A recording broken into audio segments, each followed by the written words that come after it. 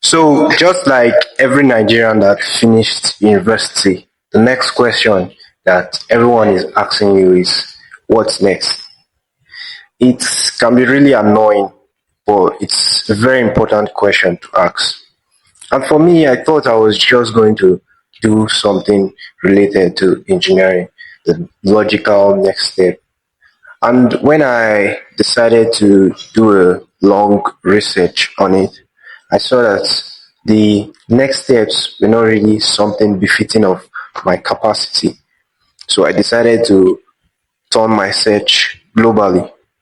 And when I did, the things I found were actually embarrassing because I saw that I could merge all my skills together and the way I thought and still get rewarded. Meanwhile, in Nigeria, I'm only rewarded for my hard skills and not the way I think. So it actually got me thinking, why is it designed that way? Why are we only designed to be rewarded for our hard skills in Nigeria? I don't think it's unintentional. It's very intentional because you see it appear again and again. Let me introduce you to a concept. I call it social engineering. So basically, social engineering is the act of turning or tuning the decisions of people to go in a certain direction.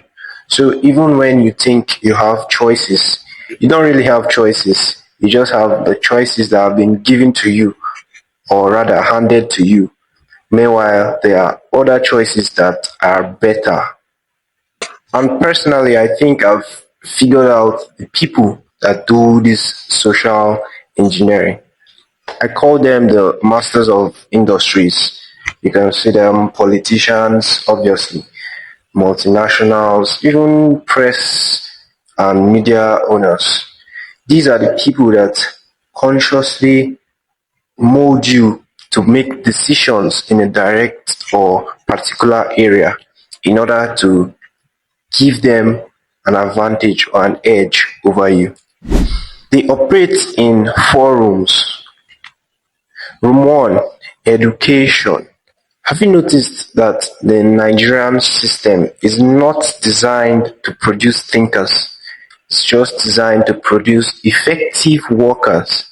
In fact, it even transcends Nigeria. But for now, I'm trying to make it localized and letting you see that these things happen in your everyday life and you don't even know about it. They have created institutions, a way of life that once you're done with this stage, you move on to the next stage. Once you're done with that next stage, you move on to the next. And once you're done with this stage, you now carry the certificate, the paper that you've been handed to go and look for these masters of industries that have already designed the systems. You go and you start looking for jobs with them. So basically, they create their own workforce by re-engineering the education system. And the next room takes us to career. Career. This one is a bit tricky because you have been taught that there are prestigious career paths like medicine, law, engineering, accounting, and all the rest. And in your mind, when you do or when you follow this career path, you are actually becoming the best version of yourself. But the truth is, these paths were still designed by these masters of industries in order to get you or to put you in the lowest levels of those career paths. For example, if you look at an engineering firm, you see that the top guys, the MDs, the GMs, they are people that studied business administration, finance. They have studied the arts of coding and controlling a business. Meanwhile, the engineers that are supposed to thrive in that sphere, they actually just hold lower levels of power. So, as a master of industry that has designed this whole system, what do you think they are telling their kids to study? Do you think they are pushing their kids to become doctors, or they are pushing their kids to become business minded administrators? This all sounds like a conspiracy theory, but trust me, it's not. It's something happening every day. We're moving on to the next room, which is our spending. I want you to stay with me for a moment. Think of the last 5 things you bought. Were they really worth it? You see, as Nigerians, we've been trained, we've been conditioned to buy status. If you see what if you see what influencers show or present as luxury, there are things have that are not really different from the base level of those items. They just attach a brand or something that doesn't really make it stand out. They just do it to add status to that thing. And when you keep on buying status, you are basically just spending your money and sending it back to the people that designed these systems, because they are the ones that create these luxurious items that most times are not really luxurious. Don't get me wrong, there are still some items that are luxury, yes. And those ones, if you feel like getting it, there's no problem. But the most or the majority of things that we think are luxury as Nigerians, especially average Nigerians, are not really luxury. That's why we always buy the shouty things, and these people, they go and buy the quiet things, the assets, the things that keep them running for generations. But we only think about ourselves. Then the last room, which is very uncomfortable for many people, is religion. I know this makes many people uncomfortable because they're now thinking, what does it mean that religion is part of these forums that these elites, these masters of industries control? Well, let me put it this way. The religion that we practice in Nigeria, it's most times not really the way it's practiced across the world. Let me use Christianity as an example because I'm a Christian. So, the way Christianity is practiced in Nigeria is just practiced in a way that keeps the mindset of the people in a particular strata to be the same. They just make people to start thinking alike and keeping them small because they theologize every single thing that happens around them. Things that they're supposed to use their common sense, they attribute it to religion. So when these elites find a way to prey on these people, they just run back to the religion, which has been structured in a way to aid these people.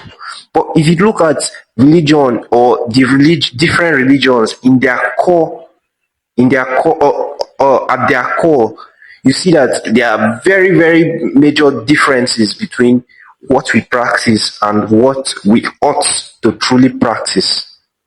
Now, here's where I want to be careful. These systems or rooms that I've stated today, there are ways to navigate them. It does not mean that because they exist that everyone would fall under the norm. But the people that actually escape or actually become conscious of these realities, they are very, very minute. In fact, you watching this video makes you one of the very few that actually know that these things are happening because I'm stating it out. You know, most times we've felt the ache in our bodies, but we've not really had the time to really sit and give that ache a name. And now I've just helped you do that. Social engineering. So the next time you want to make a decision I've outlined 4 questions you need to ask yourself. Number 1, does this actually help me? Anytime you want to make a decision, anytime you want to make a purchase, anytime you want to do anything major in your life, you have to sit back and ask yourself, does this actually help me, or does it help someone else? If you look at yourself in 5 years, that decision that you're making, how does it impact your life? What path does it set you on?